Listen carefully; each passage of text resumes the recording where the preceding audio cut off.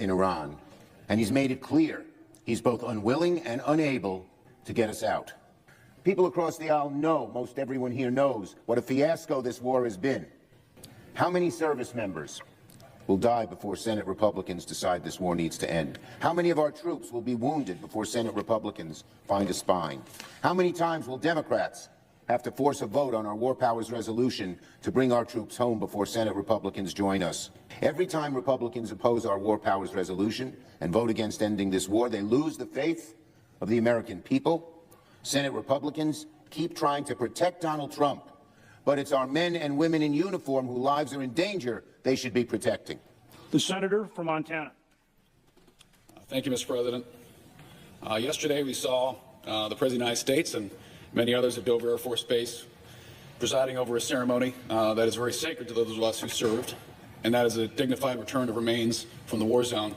And that process happens beginning in the war zone through Dover to the hometown of our fallen heroes. I participated in many of those ceremonies myself, to include carrying friends of mine off the plane. One of those is on this bracelet. He was cut in half by an Iranian EFP.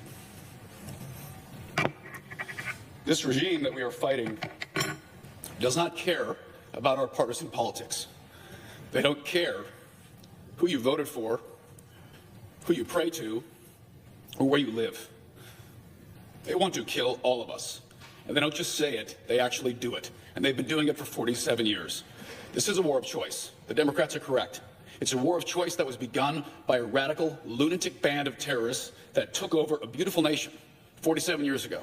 Took it over with brutality, force, and savagery. And the second they took it over, they didn't free their people. They didn't unleash the largest oil reserves in the world to build schools and bridges. They took it over to murder their own people and to spread their disgusting ideology across the world, and that is exactly what they have been doing. They don't just say it and talk about it. You don't have to believe what they say. You can simply watch what they've done.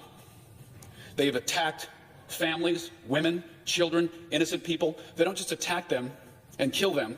They rape them. They skin them alive on camera. They celebrate it. They honor those people who do disgusting things that we would put in jail for the rest of their lives in this country. And they do it for fun, and they pay them money to do it, and they're heroes to that nation. They've done it to friends of mine. They've done it to families who've been in this chamber. And the fact that we sit here and listen to elected officials of this country defend these lunatics who want us all dead. They want all of you dead. They want all of us dead. They don't want us to disappear with a snap of a finger. They want us to be raped, burned alive, and cut into pieces. Watch the video from October 7th. That's what they want to happen from Maine to San Diego, from Seattle to Miami. They want this country turned into a burning husk of its former self. And you don't have to theorize that. That's what they do.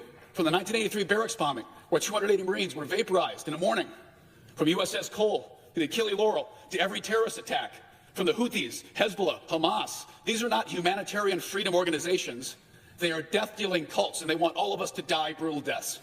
William Buckley was abducted in 1985, an American military officer. He was skinned alive on camera by the Iranians.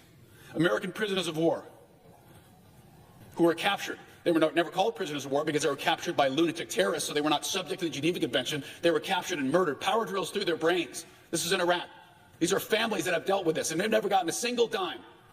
These families have never gotten restitution, and not a single president has ever stood up to them. Love Donald Trump or hate him. Love his policies, hate ICE, love ICE, whatever. There's never been a single president who has stood up to Iran and hit back. For 47 years, our troops and our families have been absorbing attack after attack after attack all over the world. And their radical ideology does not stop at the Persian Gulf. It doesn't stop at Tel Aviv. They want to do this everywhere. It's a global radical ideology. And we've been fighting it for half a century. We didn't start this war. We did not, but we will finish it. And forever wars are not popular with anybody these days. Both sides of that, I love to attack our forever wars. And I can promise you, being someone overseas wearing the uniform, when you're fighting for your country, you don't care what party's in office, but you're fighting to defend your country. You turn on the news and see your elected officials stabbing you in the back, telling you that you're failing, that you failed every goal of the war, is what I just heard. Last time I checked, we've wiped these bastards out. An occasional missile strike and boats in the straits, that's not military strength. Those are the flailings of a failing empire. Those are the flailings of a nation in collapse because they deserve it. So I encourage our colleagues on both sides of the aisle, whatever's politically convenient, whatever plays well on Twitter or Facebook, think about the people who are deployed right now, standing on that wall with a loaded weapon, who have volunteered to defend our country and our way of life. Because they are there defending us in a just war. Because we did not start a war with the Iranian Revolutionary Guard. They started it with us 47 years ago, and their attacks have gone unanswered for half a century. It's time to fix this problem and make sure another generation of Americans does not have to fight this murderous, savage adversary. Thank you, Mr. President. I can't.